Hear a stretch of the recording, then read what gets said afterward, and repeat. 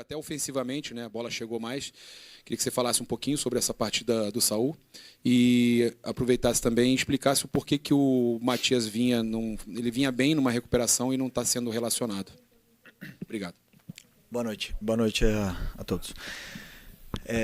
Primeiro do Saul. Vocês estão me ouvindo, então, né? Ok. O Saul fez um grande jogo, excelente jogo. Temos que lembrar que o Saul, quando pisa aqui no Flamengo, ele estava treinando, não estava treinando com nenhuma equipe, estava treinando separado e vinha de férias. Então o Saul até pegar a forma física dele. Tentei em alguns jogos tentar dar minutos para ele tentar recuperar o mais rápido possível, que muitos jogadores, e ele é um jogador que se lesiona pouco, pegam essa forma física mais rápido jogando. E principalmente essa função do volante, que para mim na minha equipe é tão importante, é o coração do time. Então ela exige um pouco mais de conteúdo tático, treinos, vídeos e conceitos, tanto ofensivo como defensivo. Então não é simples ele chegar e jogar. E hoje eu senti que ele estava preparado e fez um grande jogo. Como toda a equipe, né? Elevou bastante o nível da equipe. E o Vinha, simples, concorrência. Na verdade, temos aí o lateral que é titular da seleção brasileira, que é o Alexandro, que também vem muito bem. E tem o Ayrton, que foi o nosso melhor jogador do Mundial de Clubes. E que eu, sinceramente, para deixar um dos dois já é difícil, deixar o Vinha fora é muito mais complicado ainda, porque os três estão bem. Mas só joga um. E eu já falei isso para vocês faz 2 meses atrás, né? Quando você tem muitos jogadores, o coração do treinador muitas vezes... Eu gosto de tê-los, mas o coração do treinador sofre, né? Não durmo bem, eu tenho que decidir pelos que começam, pelos que vão entrar, os que vão ficar no banco, possíveis trocas, e muitas das vezes agora ele está ficando fora até mesmo pela lesão grave que ele teve e vem numa evolução. Mas ressaltar, o grandíssimo jogo outra vez do Ayrton e... Tá bonito de ver a disputa pela titularidade. Felipe, boa noite. Boa noite. O Inter hoje veio com um time alternativo, um titular só. O que tu viu de semelhança com o time titular e que tu pode levar para quarta-feira? Obrigado. Bom, tínhamos algumas informações aí que saíram na imprensa de que o Roger poderia optar por não colocar os principais jogadores, mas se eu não me engano, 5 ou 6 desses jogadores que jogaram hoje foram titulares durante algum momento dessa temporada, são grandes jogadores, uma grande equipe. O ataque é um ataque muito perigoso, na qual nos criou muita dificuldade para poder defendê-los, né? Borré, eu joguei com ele, sei a qualidade que ele tem, um grande jogador. O Valência, um cara que já fez gol contra nós ano passado, muito difícil. O próprio Vitinho, é um jogador muito imponente num contra um, criou chances até de perigo. Mas o que eu percebo do jogo é que dá para ver o modelo do Roger muito, muito bem enraizado, independente do jogador que jogue, né? Então, independente dos nomes que jogassem, nós queríamos vir aqui ganhar e vamos pensar da mesma forma na quarta-feira. Temos que fazer um jogo perfeito para poder vencer outra vez. Felipe, boa noite. Boa noite. O que foi possível estudar do primeiro jogo na Copa Libertadores para agora, e principalmente para o jogo da volta aqui no Beira-Rio na quarta-feira, e como o Flamengo chega depois de 2 vitórias e principalmente depois de uma vitória como essa, jogando em Porto Alegre? Bom, sempre todos os jogos, né, nos oferecem... Eu sempre falo que é um guia, né? O jogo é um guia, ele guia pelo caminho que você tem que primeiro melhorar a sua equipe, corrigir os erros. O primeiro jogo nosso da Libertadores nos deu essa guia do que estava acontecendo no campo e que não conseguíamos gerar vantagens em alguns momentos. E depois eu esqueci o que tu falou. Como chega o Flamengo? Ok. Isso. E sempre é importante para mim vencer. O futebol é um estado de ânimo, é confiança. E o jogo da quarta-feira, na verdade, na minha visão, começa hoje, né? Você tem que sempre tentar ganhar, não cometer erros para você chegar sempre com confiança, para poder dominar a bola, para você conseguir dar o passe com a força certa. Você tem que estar sempre bem, independente do jogo que venha pela frente. Então, hoje era o jogo de hoje e a partir de amanhã vamos começar a pensar no jogo de amanhã, de quarta-feira. 24 horas com jogadores aqui em Porto Alegre permanece. Queria te perguntar como você vai trabalhar com os jogadores, porque já foram 2 duelos, 2 vitórias, só que quarta-feira é um grande jogo, né? Você tinha dito que o da quarta passada era o mais importante, agora é esse o mais importante da temporada. Como vai ser esse trabalho com os jogadores e também a nível de escalação? Porque o De La Cruz voltou hoje, né? Você tem o Saúl também presente dentro do meio de campo. O que o jogo de hoje te mostrou e como você vai trabalhar com os jogadores para manter esse nível e buscar a terceira vitória contra o Internacional? Obrigado. Bom, primeiro que vai ser um jogo completamente diferente do que foram os outros dois, né? Como você falou, são poucos dias até lá, mas na verdade dá para fazer ajustes em função do que aconteceram nesses jogos. Eu vou fazer e com certeza o Roger também. E vai ser um jogo completamente diferente, como você falou até então, o jogo mais importante do ano até agora. E temos que fazer um jogo perfeito para poder passar, porque não é fácil jogar aqui e ganhar aqui dentro. Ô Felipe, essa situação que o Flamengo está passando agora, né, de enfrentar o Inter numa sequência, como jogador já deve ter acontecido contigo. E esse resultado de 3-1, você acredita que ajuda em quê para quarta-feira? O aspecto psicológico? A confiança aumenta? Você acha que essa vitória ela dá um embasamento psicológico maior para a quarta? Não, eu penso que reforça a ideia perante ao grupo, reforça a força que tem esse grupo, esse elenco, né, que aonde vai jogar, contra quem for, sempre pode competir da mesma forma, independente dos jogadores que joguem. E isso para mim é o que faz um elenco forte poder competir por essa competição tão difícil que é a Libertadores, né? E também talvez a mais competitiva de todas, que seja o Campeonato Brasileiro.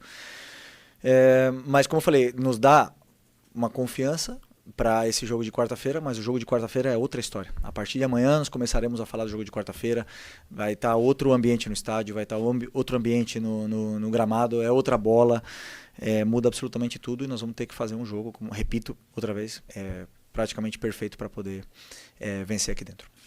Boa noite, Felipe. Boa noite. Eu queria saber quais os fatores negativos, os pontos negativos que tu conseguiu explorar do time do Inter para uma vitória, uma consolidação dessa vitória tão cedo do time do Flamengo, e como é que tu pode explorar esses fatores, né, de vitória, consolidação de vitória tão cedo para o jogo da quarta-feira?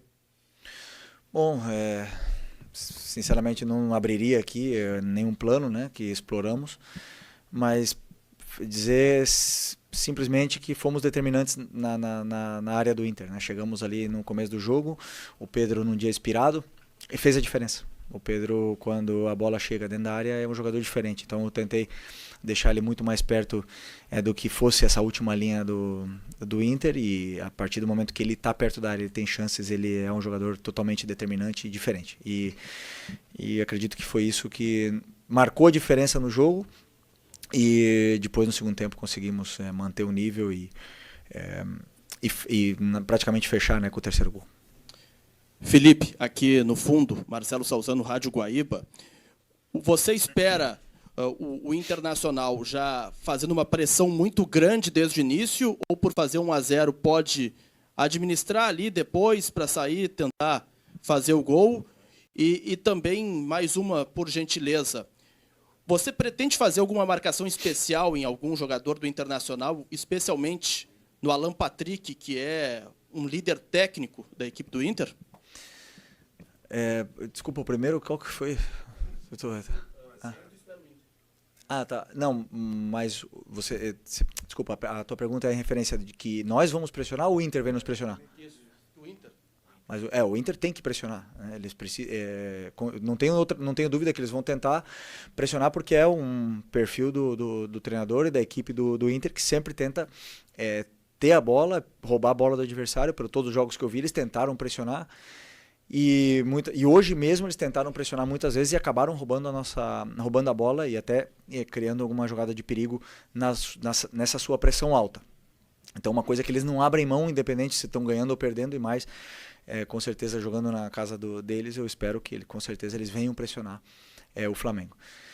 E o Alan Patrick. Se eu fosse fazer uma marcação individual, não diria aqui, né? Mas é um jogador extraordinário. Um jogador muito, muito, muito grande, muito diferente. Prazer vê-lo jogar aqui, e com certeza nós temos que tá muito atento a esse tipo de jogador que, quando a bola cai no pé, faz a diferença. Felipe, tudo bem? Bom, você não está revelando muitas coisas, né? Quando perguntado sobre estratégia, né? Mas você já falou que espera um jogo completamente diferente. Aliás, um Inter, né? Que foi para o Maracanã. Aliás, como a maioria dos times não se atiram contra o Flamengo no Maracanã, até porque, né, loucura, o time do Flamengo é um time muito agressivo. O Inter teve uma postura um pouco mais defensiva, principalmente no primeiro tempo. Hoje, com o time reserva, então você já espera um Inter diferente, pressionando, como você falou. Mas e o Flamengo? Que repertório o Flamengo ainda tem? Né? Vai para o terceiro jogo contra o Inter, agora num jogo fora de casa, com vantagem. O que o Flamengo também pode apresentar diferente? Ou o Flamengo não precisa fazer nada diferente, segue fazendo o que está fazendo para conseguir a classificação? Sempre existem ajustes. Muitas vezes os analistas conseguem ver, né, esses ajustes que fazemos nesse nosso plano de jogo. Em cada jogo é uma história diferente. Mas se você vê o modelo do Flamengo é sempre o mesmo, independente do adversário que jogamos. É tentar pressionar, tentar ter a bola, pressionar, propor jogo, controlar o jogo e finalizar o máximo número de vezes no gol do adversário. Esse é o nosso princípio, e aí a parte tática depois, os ajustes eles serão detalhes pequenos que ajustaremos. Felipe, aqui, boa noite. Felipe, uma situação que talvez tenha passado um pouco despercebido, você não trouxe nem o João Vitor, nem o Matheus Gonçalves para passar esses dias de treino aqui. Você teve uma conversa com o Pivete para liberá-los para treinar essa semana com o Sub-20, visando o jogo contra o Barcelona no sábado? E uma outra situação, se você pretende liberar o Wallace Yan para ir jogar no 20 nesse jogo tão difícil do Mundial de Clubes da categoria. Obrigado. Bom, falei com o João. O João, na verdade, o que está acontecendo com o João me deixa um pouco triste, né? Porque ele é o reserva imediato. Quando o Danilo estava machucado, ele é o reserva imediato do Léo Ortiz. E eu preciso dele. Eu precisava dele aqui nesse momento por se acontecesse alguma coisa.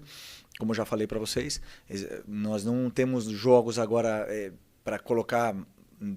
vou dar minutos para ele poder se desenvolver, porque na verdade jogamos a vida cada final de semana.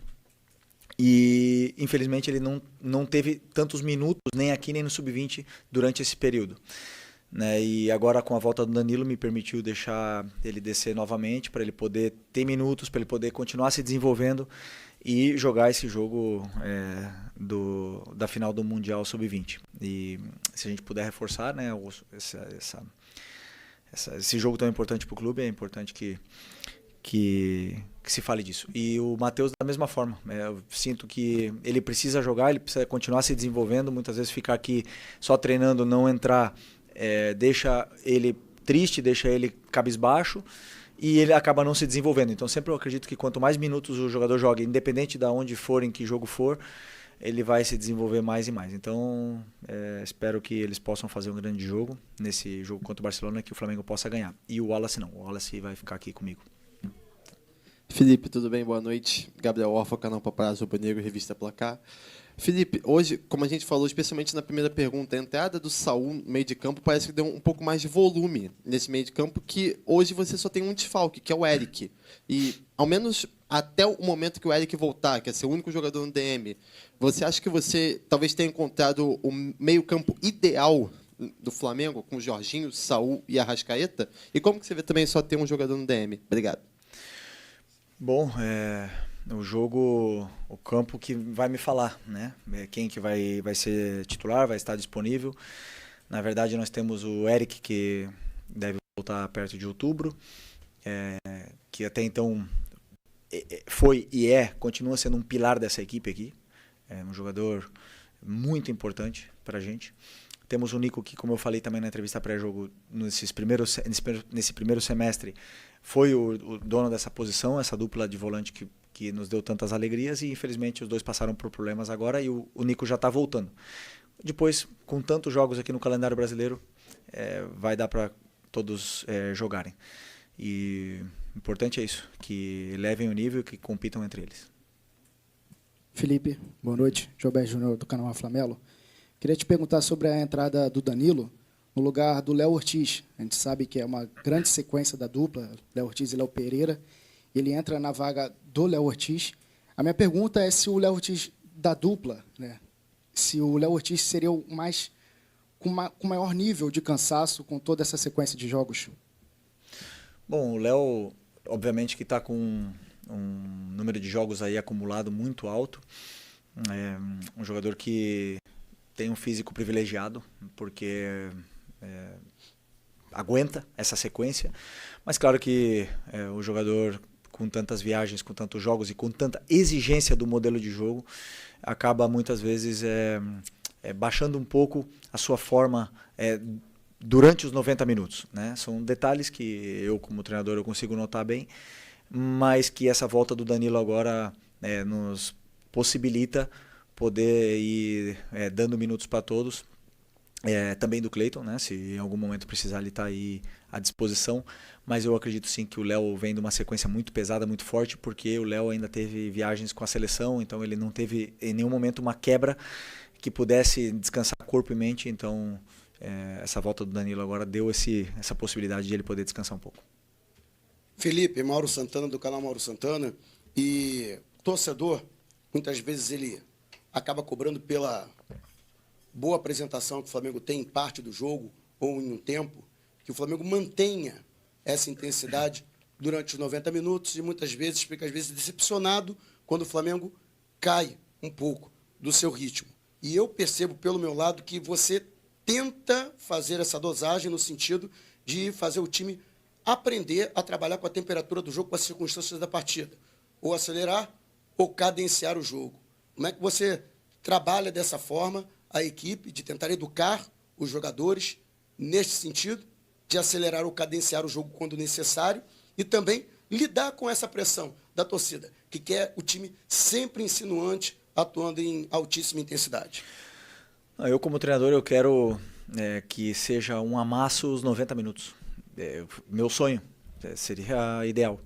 Que o time não sofresse nenhum chute no gol e que desse 20 chutes no gol e que goleasse todo o jogo. Esse seria meu sonho. Mas isso não existe no futebol, né?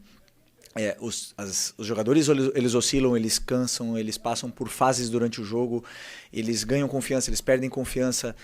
O jogo, durante os 90 minutos, acontecem muitas coisas, mudanças de tática, de estratégias do treinador contrário. E é normal que em algum momento que o time pare de amassar, como você fala, e só que o problema, como eu falei na outra coletiva, são as expectativas. A gente tem a expectativa porque o Flamengo tem um elenco altamente qualificado e muito valioso, que seja isso todos os jogos, né? Então sempre estamos com as expectativas altas e acaba vindo as frustrações para mim. Eu estava falando hoje até com o meu auxiliar, que é engraçado, quando você tem uma pessoa saudável e todos os dias você olha para ela e fala: você está doente? Está acontecendo alguma coisa? E você todo dia repete essa pergunta e várias pessoas diferentes repetem uma pergunta perguntando se essa pessoa está doente e na verdade ela está bem. E aí? No final ela vai achar que ela está doente, vai começar a fazer exames, vai começar a se olhar no espelho.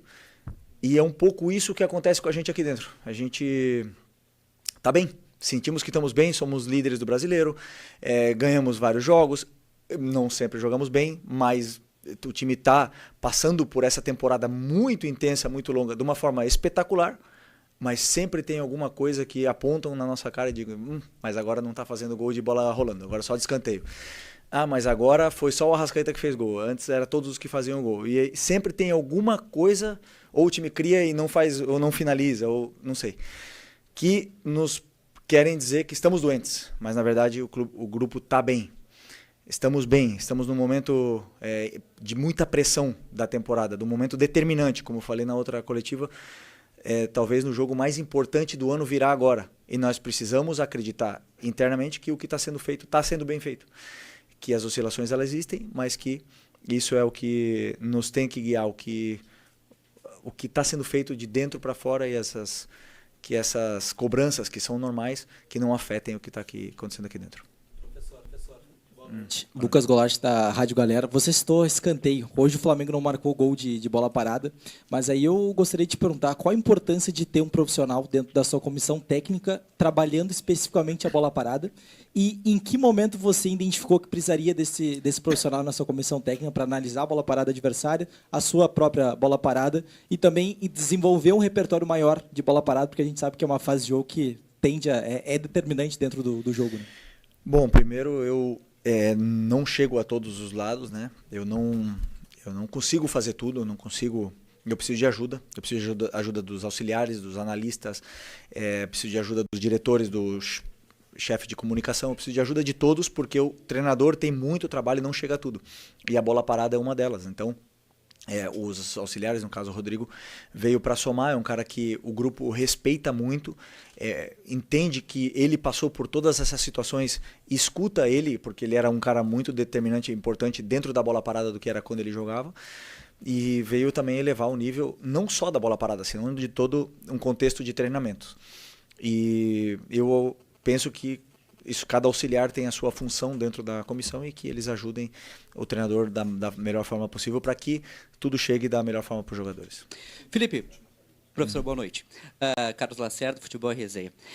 Sobre uma questão que envolve agora um futebol em geral, né? Por exemplo, Inter e Flamengo, eles se enfrentam pela terceira vez em 8 dias. Veja bem, não é nem 10, né?